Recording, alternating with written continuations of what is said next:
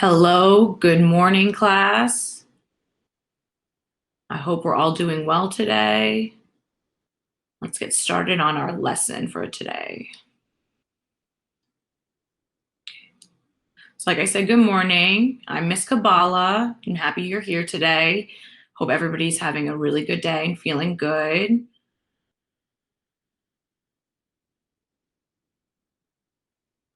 So today's learning objectives are: students will author a written response about the different story elements, that is, characters, setting, plot, problem, and solution from the story The Days the Crayons Quit with 80% accuracy. So today we're going to review what are the different elements in a story.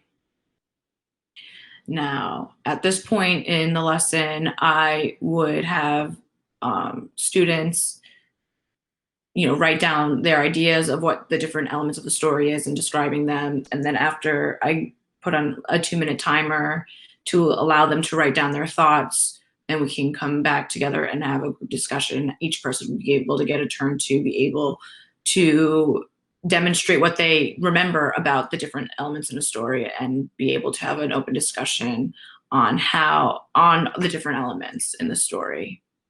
So again, like I said, they would have like a 2-minute timer to write down their own thoughts and feelings about this question. And then we'd have a 3 to 5 minute time together to discuss the different elements of the story. And after we do that, we move on. This nice graphic that tells us the different elements of the story, which includes the setting, which is the time and place of the story, answering the questions when and where, characters, the people, animals who act out the story, problem is the struggle the character has, this plot is the sequence of events beginning, middle, and end, and the solution is how the problem is solved. And the questions we need to answer with our story elements are who, what, when, where, why, and how. And as you can see in the graphic, it shows how each element answers each question. Okay, The Day the Crayons Quit, written by Drew Daywalt and illustrated by Oliver Jeffers. So I would scan copies of the written text and have them sent individually to each student, so that way they'd have their own copy of the story for themselves, in case they don't have this book at home, which, isn't an expectation I have. And then I'd also have my own copy where I would be able to read the story.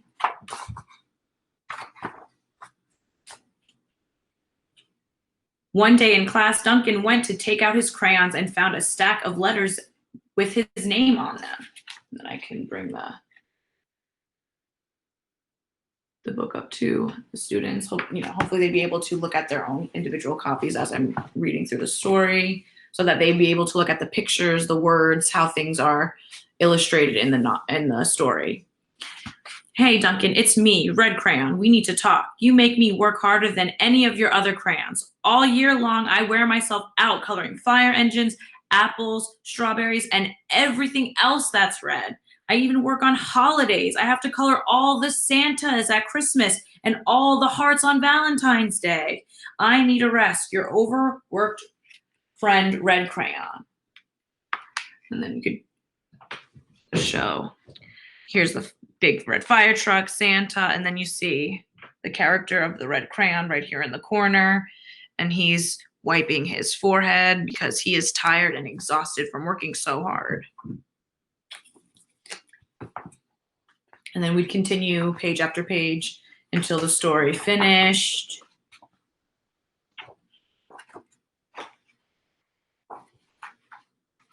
So at the end of the book, it says, well, poor Duncan just wanted to color, and of course he wanted his crayons to be happy, and that gave him an idea.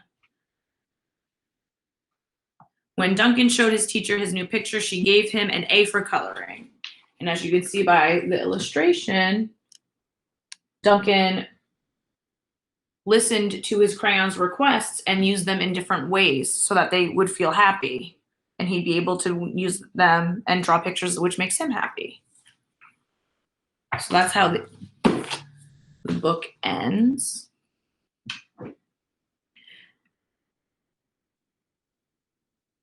Oh, and before I would start reading the book for the students, I would put up these rules for them to know that when we are reading, we have to have quiet mouths and listening ears. I probably should have remembered that that slide was next and put that up so that when I am reading the story, the students would remember what the rules are so that they can maintain, quiet and are listening to the story.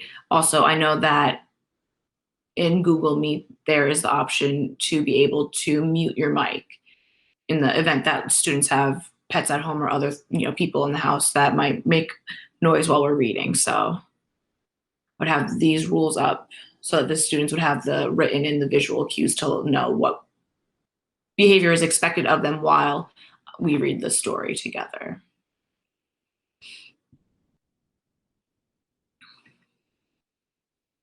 And then after that, I'll pull up the graphic organizer. And then we can see that in this organizer, they have the different story elements that were mentioned in the objective, such as the character, setting, problem, solution, and the plot.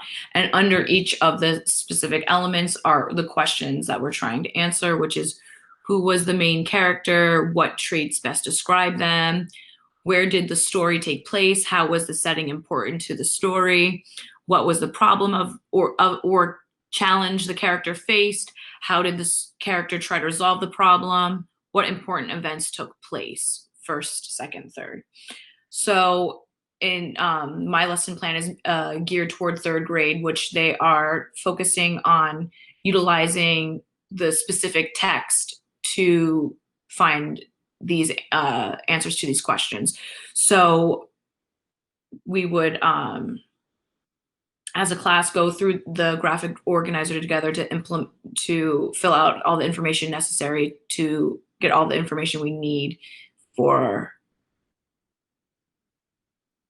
the graphic organizer. And by filling out the graphic organizer, it's a template for the students to then be able to write their own short essays on the different elements of the story, so that I can assess whether or not they understood what story elements are, as well as were able to comprehend the specific details of the story accurately. And I would, we would do it together. So I would,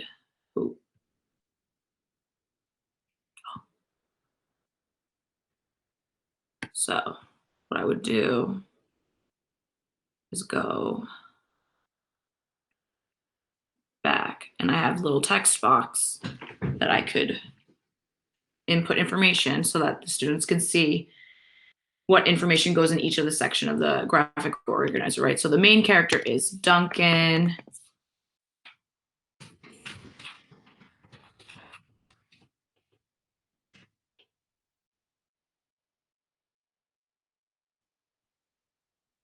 What traits best describe them?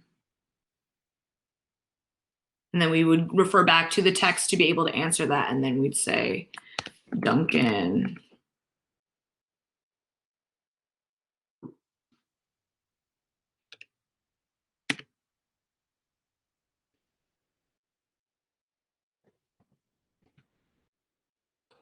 wants his crayons to be happy. And we know that because it was written on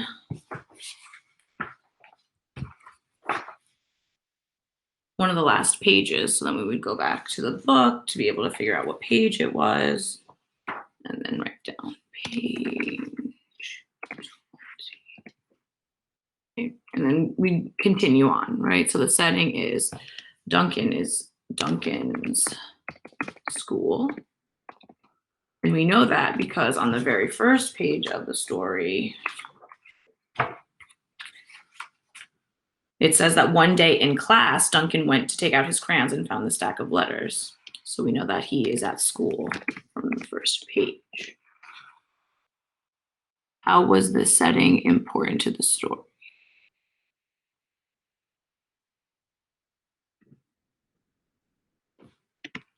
It's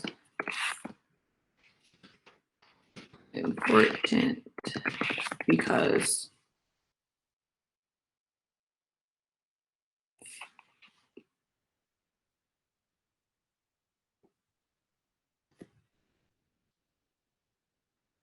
we use lots of crayons at school to do.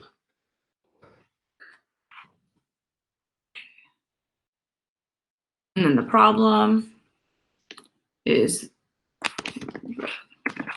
crayons ran away because they felt, let's fix that.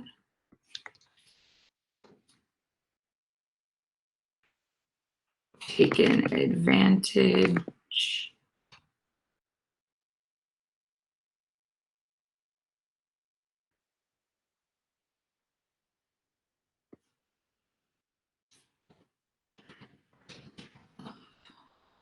of.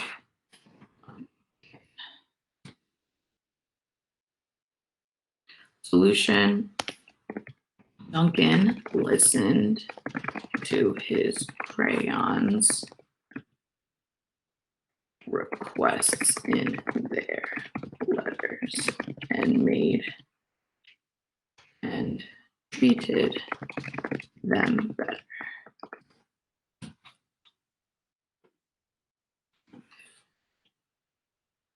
So first, Duncan found out his crayons ran away.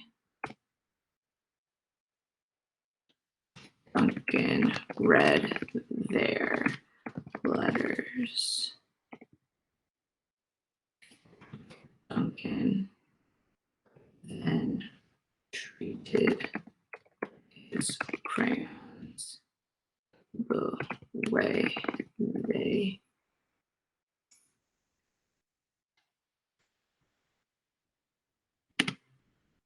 want to be treated.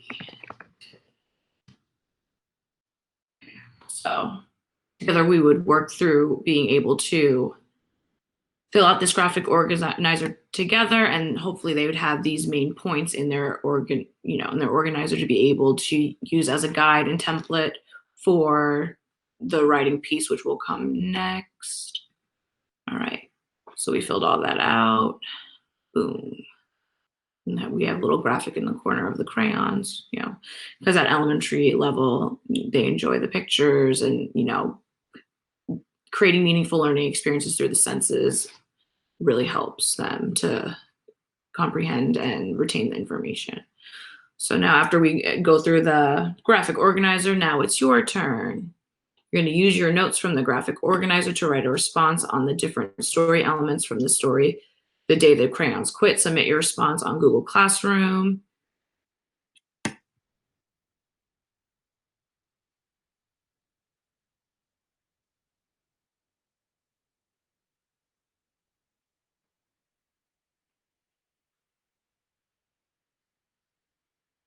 Then you just submit your response on Google Classroom in the assignment entitled Story Elements by a designated time. And then after explaining this, I would ask if there's any questions that anybody has and answer them before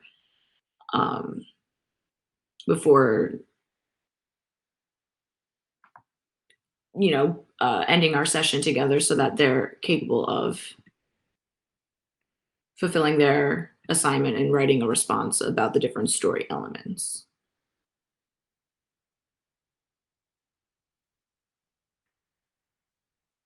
And that is the end of my lesson.